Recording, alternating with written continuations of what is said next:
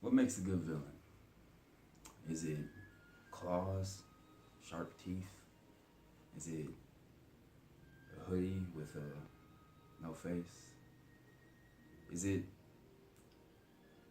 half person, half octopus, you say? Is it a hunter wielding a 22 gauge rifle?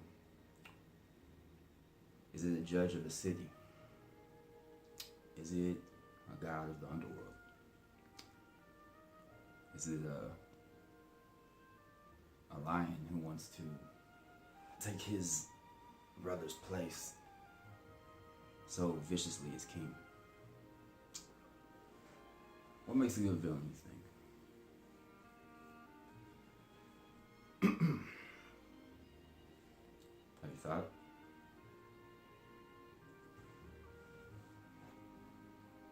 There's a interesting character out there that most people, because they've seen this particular film,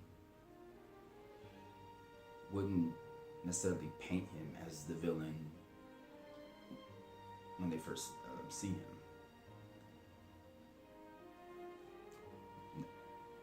Due to the fact that he's a buffoon,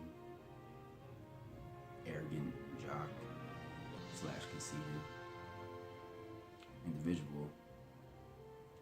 And the other character is more of a vicious, hideous looking creature who is at the same time selfish and arrogant, but after being after having a spell cast on him that turned him into this creature for those actions, he just, at the end of the day, just wants someone to love and to care about him. Two characters I'm talking about is from 1991 hit Disney movie Beauty and the Beast. One being Gaston, the other one being the Beast. Now, when we first see Gaston, he's more of like just a, I'm the macho talk of the town. I'm gonna get Belle to marry me just because I'm pretty and I look good and things of that nature. He even talks about how it's not good for a woman to read because then she starts to get ideas and thinking. So, the Beast, on the other hand, is more of paying his dues for being a selfish, arrogant ruler of his kingdom. He has his servants, and that's just about it. He has no family, nobody that loves and necessarily cares about him, and it causes him to be in a despair. But what's funny is that between these two characters, Gaston and the Beast, it's like, who's the monster, who's the man? On one, you get someone like Gaston, who, as I alluded to earlier, is arrogant, conceited, a buffoon, and the Beast is more of like a scary looking creature, but deep down he just wants care and love. So how could Gaston, how could he be the bad guy? And the Beast, how could he be the good guy? Well, here's how. Gaston proves through different bouts of the movie that he is willing to go to great lengths to get Belle to, how you say, have affections for him, like him, whatever the case is, even going to, an old, decrepit looking man in an asylum to offer him money to have Belle's father thrown into an asylum unless she marries him.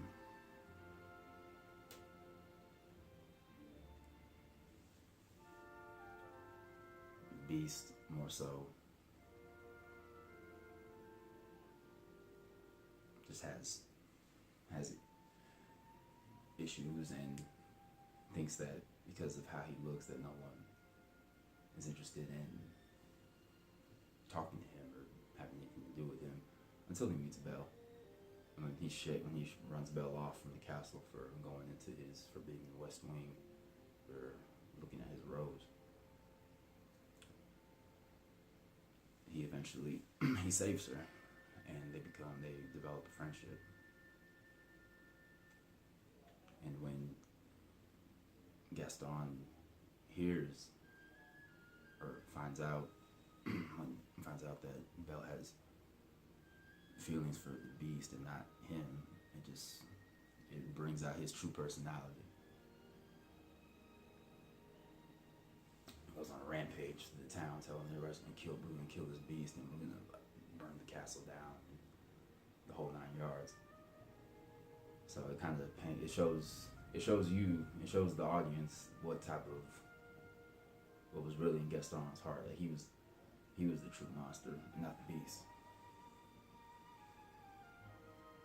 So I feel like in my eyes that what it means to me is that, you know, good and bad can come in all kinds of shapes and forms, and it doesn't have to have like the ideal picture of what the mind's eye thinks it should look like. It could come in the form of, you know, an old woman with a poisoned apple. It could come in the form of, you know, a lion with claws and a scar on his face. It could come in the form of a judge manipulating a hunchback in the city for his own personal gain. It could come in the form of a god in the underworld, or it will come in the form of, you know, what most people grew up seeing, a typical high school jock who thought he was better than most people. So I think it just paints a different picture. You know, not everything is what you see, what you think it is, and that can apply to someone who's quiet and doesn't necessarily talk all the time. You know, you should never judge a book by its cover until you get to know the person, the individual, whatever the situation they have going on. You should always, you know, have an open mind. Thank you for watching. Interest of Nasty. Make sure you like and subscribe. Peace. Have a good day.